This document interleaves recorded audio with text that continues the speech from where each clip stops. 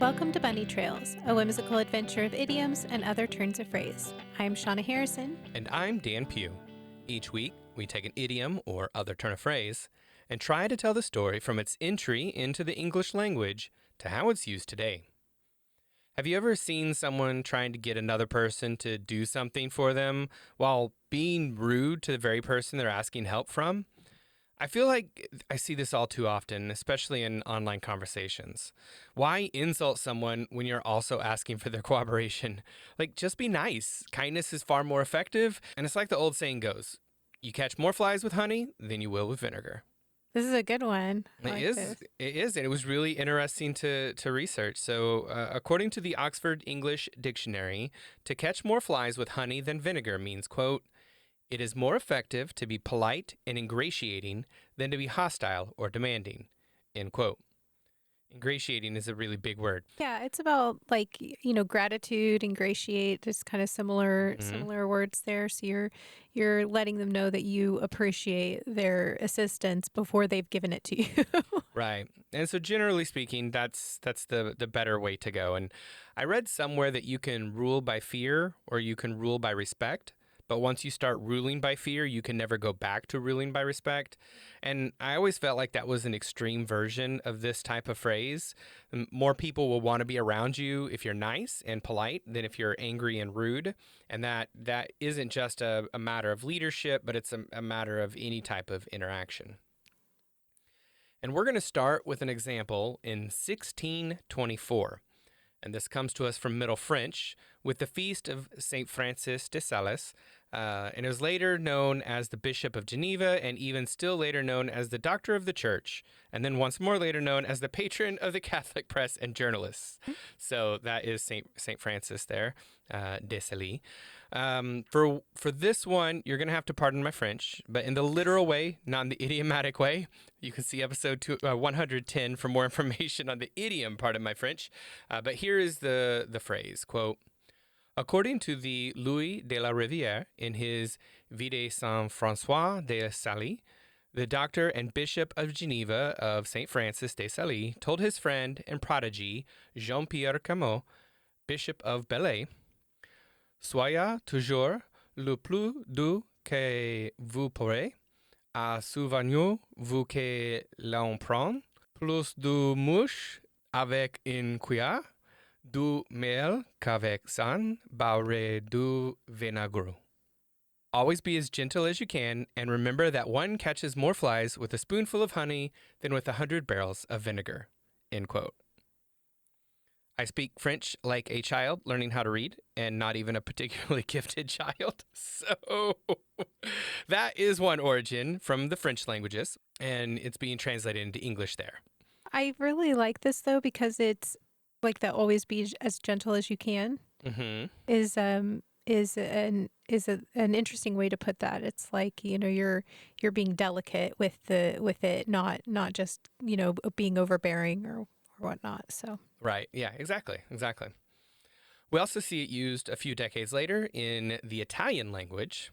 So it's found in a proverb written in Giovanni Torriano's A Commonplace of Italian Proverbs and Proverbial Phrases, written in 1666. Quote, El mela catu più moschi che non che lacito, end quote. And which they say in the book translates into English as, quote, honey gets more flies to it than doth vinegar, end quote. I'm not sure the Italian for doth. It's not even the version of Italian that's even spoken anymore. So hopefully no one will notice that my Italian is as bad as my French. My apologies to both France and Italy, by the way. So we have two examples of the concept existing prior to the phrase entering English, which makes sense because we have known that flies are attracted to honey since before the Common Era, which is over 1,000 years before English existed. One of the fables of Aesop, which were written approximately 600 BCE, was about flies and honey and how the flies were attracted to its sweetness, but then became stuck in the honey and were unable to fly away, thus perishing for their greed and overconsumption. So this phrase comes from the literal knowledge that flies are attracted to sweet things. And seeing it used in a figurative way in the 1600s in both Middle French and Italian just speaks to how old the phrase is. So we're going to fast forward a bit now to the phrase being used in English without any translations being used around it. And this is from the work Nomologia, Adages and Proverbs, Wise Sentences and Witty Sayings, Ancient and Modern, Foreign and British, Volume 1, by Thomas Fuller.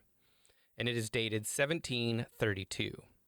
And in this, they don't really give any explanation of anything. They just have phrases. So it was basically just like reading phrases down a list. And this is number 3454, quote, "More flies are taken with a drop of honey than a ton of vinegar," end quote.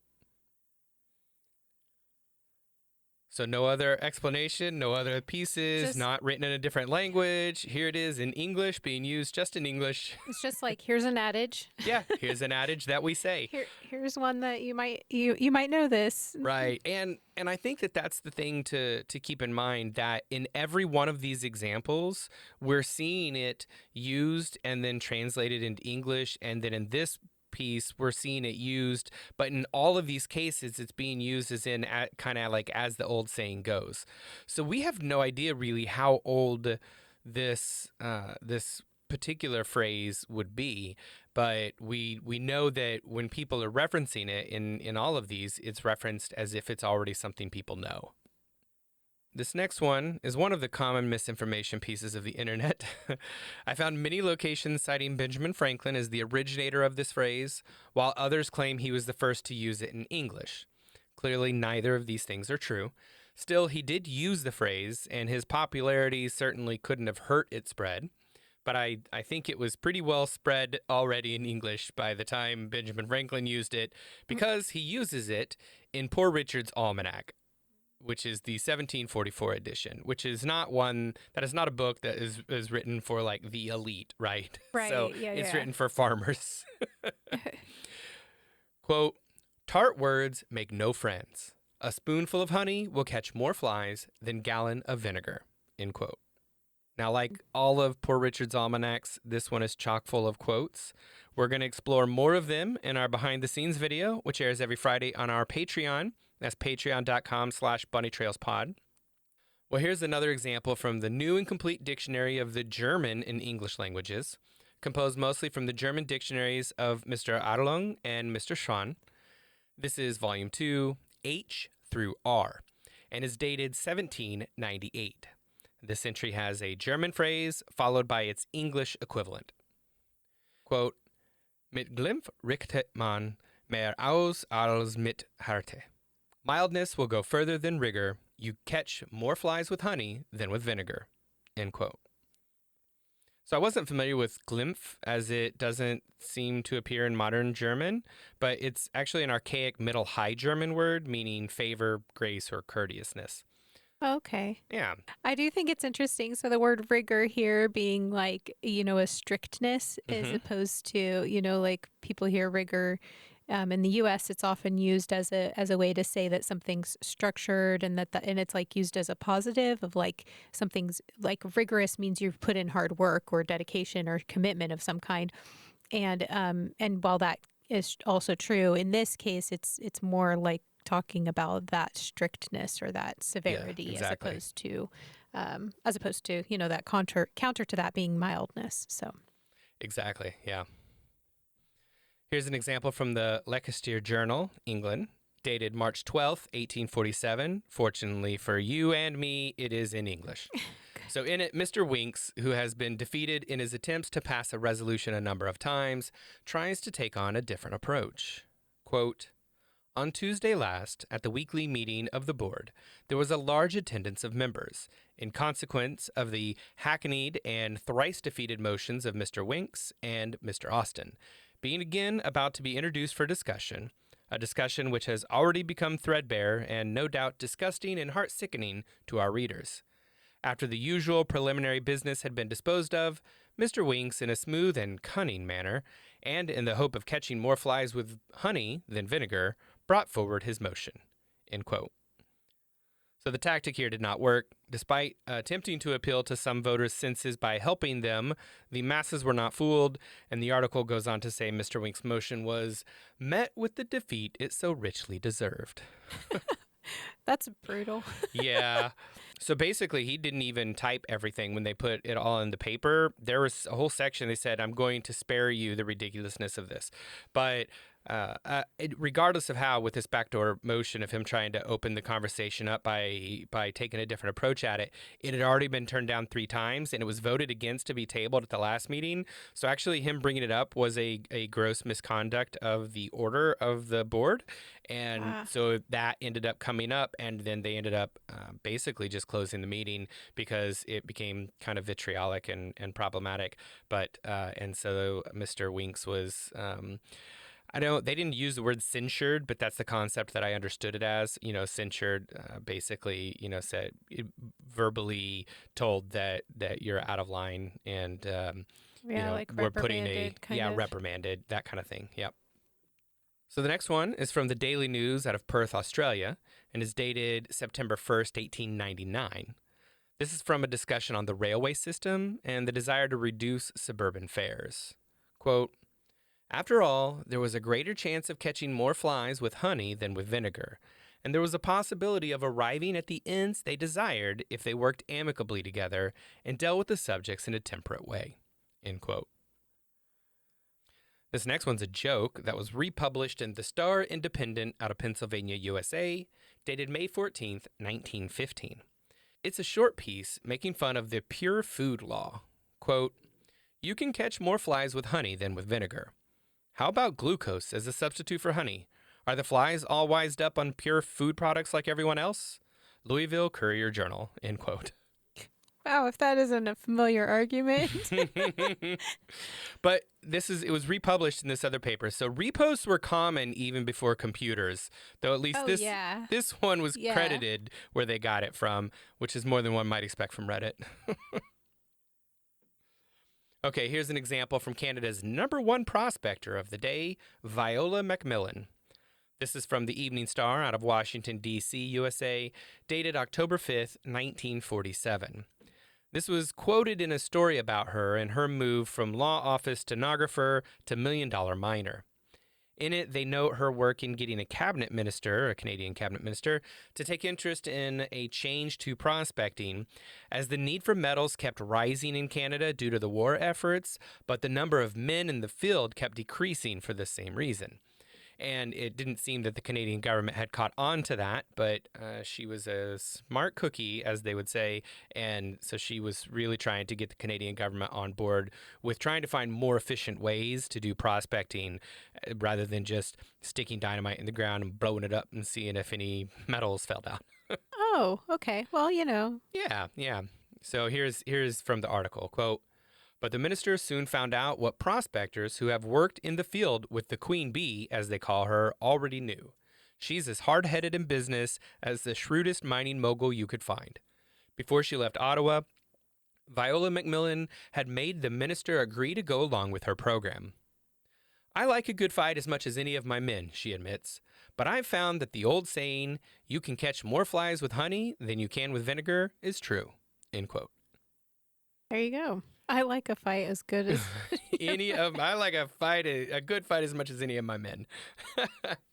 And she did seem to be the only, or at least the only female who was in the prospecting field at that point. Her and yeah. her husband, and the article even talks about her. The first few years that she was a part of the association, their trade group, the men wouldn't even sit next to her. They'd leave several seats open on either side of her. So she talks about being, shunned. So she's like this hard-headed, person, the shrewd, mining mogul, as they describe her. But she's like that in a lot of ways because she had to be, because nobody, everybody was rude to her. So she just flipped the script here and, is catching more flies with honey than vinegar. And now she's even got the Canadian minister on her side. Right. That's fantastic. All right, one more on this half, and this is from the I Love Lucy show. It's the first episode of the first season of this long-running TV show. It was supposed to be the second episode, but some post production issues meant this was the first official episode to air following the pilot. And it's called The Girls Want to Go to a Nightclub. And it first aired October 15th, 1951. It is Fred and Ethel's anniversary, and Ricky and Lucy are joining them. Fred and Ricky want to go to a prize fight, but Ethel and Lucy want to go to the Copacabana, a popular nightclub in town. Ethel thinks that Lucy and Ricky can help her convince Fred, so she proposes the plan to Lucy in the kitchen, but it instantly goes awry. Quote, Lucy, wrong, Ricky hates nightclubs. Ethel, but he works in one. Your life should be just one gay round of nightclubs. Yeah, that's what I thought when I married a band leader, but ever since we said I do, there are so many things we don't. Well, it was a good idea while it lasted. Gee, it was going to be the Copacabana. Copacabana? Uh-huh. Gee, well, don't worry. We'll go. We will? Sure. I want to go as much as you do. But don't forget, you can catch more flies with honey than you can with vinegar. You mean be nice to the boys? Yeah, we'll be so lovey-dovey to them that they'll be sitting in a nightclub before they know what hit them. End quote. Definitely some 1950s style talk there. Yeah. Uh-huh. And definitely, I watched some clips of this episode, and there's some serious boomer humor going on in there. Fred is very much like he in the very next scene is talking pretty much about like, I need you to commiserate with me on Monday. And Ricky's like, well, what do you mean? And he's like, it's our anniversary, So it's like very much that I don't want to be in this relationship, that kind of humor, which has been titled boomer humor. So I'm not trying to pick on the boomers. It's just that style of humor is kind of out of fashion these days. It was definitely in vogue at the time. And so they just used the phrase just, quite casually with no explanation whatsoever. Well, with that, it's time to move to our more modern uses. But first, we need to say thank you to our sponsors. This episode is sponsored by our amazing patrons on Patreon. And the cool thing about Patreon is it is 100% free to join the community. We have new things every weekday on the feeds. On Mondays, we have a conversation about what movies, shows, books, podcasts, and whatever else everyone is enjoying. Tuesdays see early access to the week's podcast. Wednesdays have all the links, books, songs, and other content mentioned in the week's episode. Thursday has patrons-only polls, and Fridays are our lightly edited behind-the-scenes video featuring all the cut content, goofs, and bonus facts you could imagine. We've got some other pretty cool stuff too, like original digital artwork once a month made by Shauna, and direct access to talk with us. No algorithms getting in the way of what we see or don't see. Plus, you can get awesome name recognition like Pat Rowe does every episode. And our top spot is currently occupied by the amazing Mary Halsig Lopez. You can join the Bunny Trails community for free at Bunny Trails Pod on Patreon. That's patreon.com/bunnytrailspod. We are going to start the modern uses with a great earworm, One Chord Song by Stoney LaRue. It's the 8th song off the aptly named The Red Dirt album, which was released in 2005. Our phrase is referenced in the opening stanza of the song. Quote, my baby, she talks softly. My baby, she found out. You catch more flies with honey, more with a whisper than a shout. End quote. So he doesn't even use the full phrase here because you know exactly what he means when he says just the first part. But I love that second piece there. So he hits that, you catch more flies with honey, more with a whisper than a shout. Like that's another way of being able to push that, you can do it with a whisper. You don't have to shout, you're getting, Right. You're going to get more done like that. Well, for you fans of the TV show Big Bang Theory, you may have heard the witty retort from Sheldon on this particular phrase. The episode is titled The Godowitz Deviation, which is episode 3 of season 3, and was first aired October 3rd, 2009.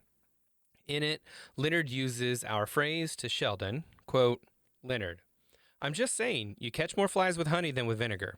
Sheldon, you catch even more with manure. What's your point? End quote. Yes, I'm with Sheldon on this one because I've always thought about this phrase and I'm like, I guess maybe, but I've never tested it, so I'm sure somebody has. I haven't looked it up, but I sit there and think flies hang out mostly around like trash dumpsters or whatever, trash bins and stuff. So Well, this is a perfect response for someone like Sheldon who struggles with empathy, but Thanks. has a genius level IQ. So hey, Great. you're listen. That's an own goal over there, Shauna. I didn't do that. which which means idioms are often seen for the face value of the words by Sheldon, not the meaning behind them. And beyond that, the subtext makes for a great line for TV because many people are attracted to the proverbial horse poop that are being sold by others, and so it's also got that other piece of it. When you lay it here, so it's not what Sheldon is saying, but it works because the viewer gets there and gets that meaning of the joke. So it's a really well written dialogue meant for a situational comedy style TV show. So that works really well. Yeah. Well, You Catch More Flies with Honey Than Vinegar is a song by Blue off the 2010 album 4. Quote, fall like you never had to fall, like you never had to greet the ground, pound for pound. And crawl like you never had to crawl, like you never had to scrape your knees, oh baby please. And try not to be such a been there, done that. And try to look surprised when they yell surprise. 'Cause we catch more flies with honey than vinegar, and sometimes it's nice to know what's behind the door. End quote. The rhyming falls apart at the end of that, but the song works. You Can Catch More Flies with Honey, The Art of Rhetoric, Persuasion, Manipulation, and Blarney is a 2015 ebook by Carolyn Franklin, M.A. Here is the synopsis from the author. Quote, when I was a child, my mother sang, won't you come into my parlor, said the spider to the fly. It's the prettiest little parlor ever did you spy. I'd picture the fly happily going into the prettiest little parlor, where I suppose the spider and the fly sat down together for tea. Are you a fly? This was my introduction to the art of persuasion. As the hapless fly, I've met many spiders, and I walked into many parlors. I've been surprised, shocked, comforted, scammed, deluded, used, betrayed, and bullied in parlors. But these life lessons I experienced from persuasion were prompted on my part by need, greed, loneliness, or gullibility. I can't necessarily blame the spiders if they caught a fly. Persuading others is a two-way communication. One side has the ability to say yes or no. Manipulating is negative in that the other person is trapped, deluded into some unsuspecting goal. But we all manipulate at times, negative persuasion, so let's understand what it is and how to do it well. Spiders and flies can cooperate. Both sides can win. End quote. This is the scorpion and the fox. I know. I love the idea that she says, but that no, they can't always cooperate. I love the idea that both sides could win. You too can cooperate in your death. Right. This next one is an exhibition at the Whitechapel Gallery in London, England's East End. It's called Joy Gregory, Catching Flies with Honey. It runs October 8th, 2025 through March 1st of 2026. Here's the synopsis from the venue's website. Quote, Joy Gregory, Catching Flies with Honey, will be the first major survey show of the artist Joy Gregory, winner of the 8th Annual Freelands Award and one of the UK's most innovative artists working with photography today. Spanning 4 decades, this landmark exhibition brings together over 250 works of encompassing photography, film, installation, and textiles, all of which showcase and celebrate Gregory's inventive, culturally resonant, and materially rich practice. Since the early 1980s, Gregory has been a pioneering force in contemporary photography, playing a critical role in its development nationally and internationally. Her work explores identity, history, race, gender, and societal ideas of beauty, while expanding photography's aesthetic and material possibilities. Gregory employs a diverse range of media and methods, encompassing Victorian photographic techniques such as cyanotypes and calotypes, as well as digital media and performance. Conceptually rigorous and visually seductive, Gregory's work invites important reflection on power structures, representation, and cultural memory. The exposition's title comes from the proverb, "You catch more flies with honey than vinegar," a phrase that Gregory's mother used to say to her. It encapsulates her approach to art as political with a small p, her intimate, visually pleasurable, and poetic works encouraging nuanced rather than polemical discussions. End quote. I think I'd be really interested in that. Yeah, it sounds really cool. I think that'd be really neat. And as of the time of this recording, it's currently running and running for a little bit longer still. So I don't know if anybody is in London, you can go check it out. And if you're not, then I don't know, win the lottery or something so you can afford to fly to London or drive or boat or whatever. I don't know. You Boat, do you. just It's whatever. figure it Helicopter. I out. don't know. You can ride a narwhal there if you want to. It depends on where you are and if you I want have to a pet ride a narwhal. narwhal. Is that? Yeah. I would love to ride a narwhal, and I always thought that was great until I learned that it's not really a horn as much as it's more like a tooth, Yeah. and that grosses me out. I don't want to hold on to anything's teeth. Why would you have to hold on to it? What else are you gonna hold on to on a narwhal? I don't know.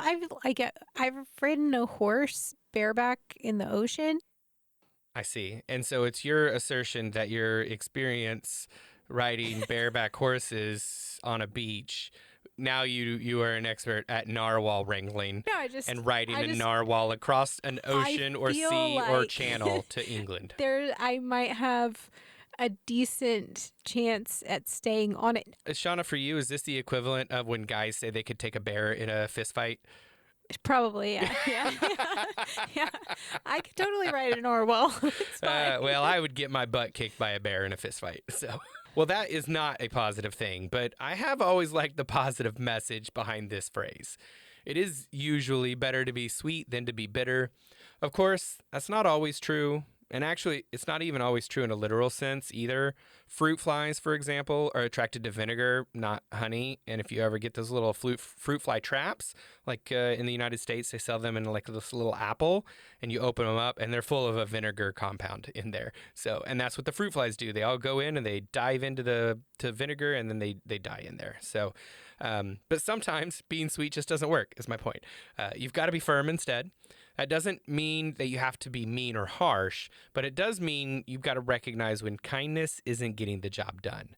And that's okay too.